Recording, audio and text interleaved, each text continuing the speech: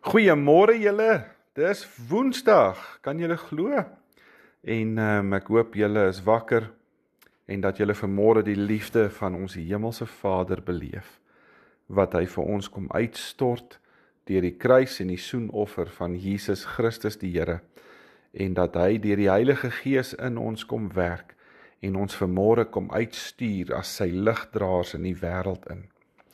Nou ja, gister het ons begin met die saaier, vanoggend wil ek voortgaan, en ek lees vir julle uit Markus 4 verder, van vers 4 tot 5.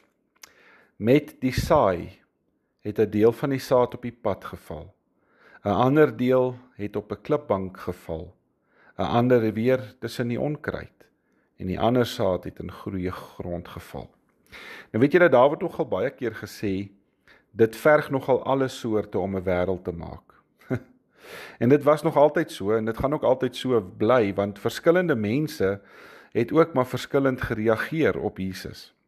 Hulle het ook maar anders na hom geluister. Party mense was slim, ander glad nie.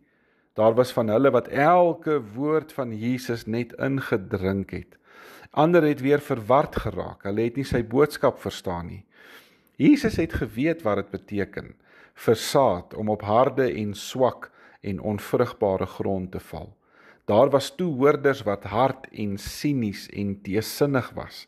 Hulle het 'n innerlike weerstand teen God opgebou. Hulle het geweier om op Jesus se woord te reageer. En dan was daar weer ander wat baie vlak was. Hulle het geluister na wat Jesus gesê het. Hulle het gedink dit was wonderlik en dan het hulle begin glo, maar dit was net van korte duur.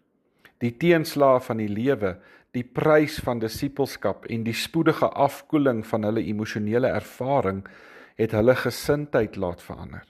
En dan was daar weer ander wat te betrokke was in 'n lewe van genot, of hulle was te verslaaf aan besittings om enigsins op Jesus te reageer. Hulle het almal verhoed dat God in hulle kon werk. Maar Jesus het geweet dat die disippels ook daai reaksie sou kry wanneer hulle later met die evangelie in die wêreld sou ingaan. Miskien is die vraag vanmôre vir jou en my, keer jy ook daai werk van God in jou lewe? Moenie tevrede wees met 'n vlak geloof wat vinnig verwelk nie. Moenie toelaat dat geld of singenot jou daarvan weerhou om die ware, diep, ryk lewe van vriendskap met Jesus mis te loop nie. Die Here stuur sy woord elke dag uit na ons toe. Hy kom saai dit elke dag op die saailande van jou hart. Die vraag is net, wanneer gaan jou grond vrugbaar word? Wanneer gaan dit begin 'n wortel skiet? Wanneer gaan jy begin vrug dra? Die Here is so getrou. Hy doen dit elke dag. Hy mis ons nooit nie. Maar ek en jy moet begin reageer. Kom ons maak ons oë toe, dan bid ons saam. Here Jesus, kom bewerk die grond van my siel, dat u saad in my welig sal groei. Ek vra dit in u naam alleen. Amen. Baie dankie julle.